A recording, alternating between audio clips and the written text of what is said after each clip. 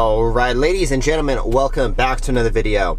Today I'm going to be talking about 5 things that I wish I knew before I started doing Postmates. So I started doing Postmates about 3.5 years ago, back in 2017, when I just wanted like a secondary way of making extra money. And I'm going to go over the 5 things that I wish I knew before I started doing Postmates. Because man, this first year of me driving around doing Postmates, I wasn't making any money. I was in fact making horrible money.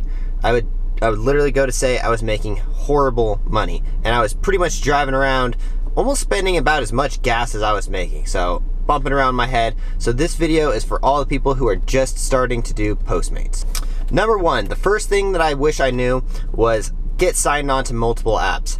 Honestly, when I first got signed on to Postmates, like, I only knew of Postmates. I didn't know that there was Grubhub and Doordash and Uber Eats, and I only knew Postmates because my roommate was like, oh, you should get on a Postmates, that's a good way of making like second income. And I was like, I didn't know what Postmates was at the time because I had never ordered from it or anything. So I was like, oh yeah, sure, I'll sign up on Postmates.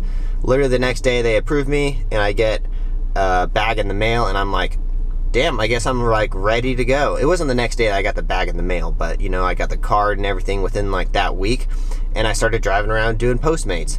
And the first thing I wish I knew was like, man, like, you should get onto multiple apps, because the more like opportunities you have coming in, the better opportunities you have to select from. So the first thing is going to be multiple apps. So if you're not on multiple apps, get onto multiple apps. You know, sign up for DoorDash and Grubhub, and some of them have a wait to like get signed on as a driver, but it's worth it. At least like have a variety of options, you know. The second one I wish I knew was devaluation, like how much I was going to devalue my car by driving around. When I first started, like, I was driving around a Ford Focus ST. It was a pretty nice sports car, you know, and I was just kind of like, regardless, I would have done it all over again. I still would have done it, but I would have considered like driving in the middle of the night, you know, like I wouldn't have been driving so much, and I probably would have looked for a set, like, because my first year, I was just trying to pay off all my business loans that I took out I started my business when I first moved to Las Vegas, and I didn't know anyone, so I wanted to like be able to make a secondary source of income,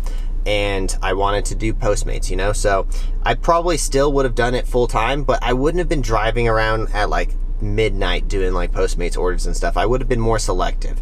And just how much I devalued my car, I probably didn't really make any money the first year. So that's a huge thing to consider. If you're driving around in an expensive car, you might want to get a cheaper car. Okay, so the third thing that is important is times you're delivering. You know, again, like I was just saying, driving around at midnight, personally, I don't think is the greatest time to be driving around. You don't have people who are going to be tipping a lot of money. You're typically delivering to like drunk people, or I mean, like, no offense if you're driving or delivering, getting Postmates delivered at super late times, but like generally it's not like the greatest crowd of people, you know. You tend to get better tips during lunch hours, or especially during dinner time. Dinner time is probably the most important part of driving around, is getting that hours from like 5 till 9 when people are ordering for dinner, because people, they just, from my experience, it can be different in everywhere. I'm not saying like I'm right or anything, this is just my opinion, but from my experience, people are gonna tip at tip better dollars during dinner time, you know. People just expect to, I don't know, maybe I'm just like bullshitting, but I really think people tip better during dinner times, you know. Another thing, like number 4, the most, probably this is like the biggest thing that I just kept ramming my head into a wall, you know, not literally, but like I kept accepting orders that would deliver to like the Las Vegas Strip, and worst place you could ever deliver to. By far the worst place I ever delivered was to MGM, and that's because you have to like park at the MGM, which the parking lot is across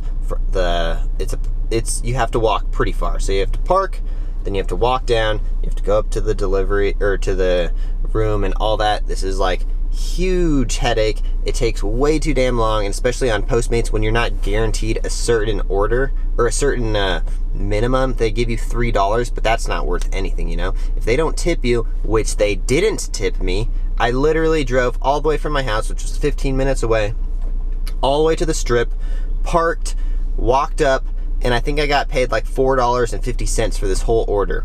Total bullshit, and I wish that I did not, like, I just wish that I knew to not ever go to the Strip. The first year, I honestly didn't know what I was expecting. I was kind of thinking maybe people on the Strip might tip better or something because they're drunk, but no, don't ever deliver to those kind of places, especially if you can avoid apartments, casinos, hotels, like any kind of like especially maybe even like a mall or something. If you have to park and walk all the way into a mall, that might not be a good place to accept orders from.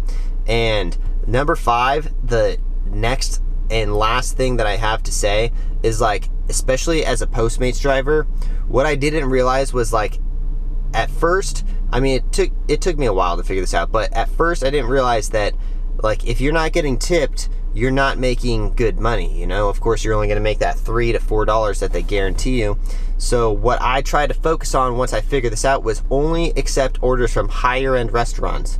For example, like Cheesecake Factory or like BJ's or Outback Steakhouse or any of these places, especially for some odd reason, pizza places tend to get better tips because I feel like people are used to tipping pizza drivers. So sometimes when they get a Doordash driver or Postmates driver, they're going to generally tip you better. I don't know if that's like a real thing or if that's just from my experiences, but whenever I deliver pizzas, I feel like I tend to get better tips.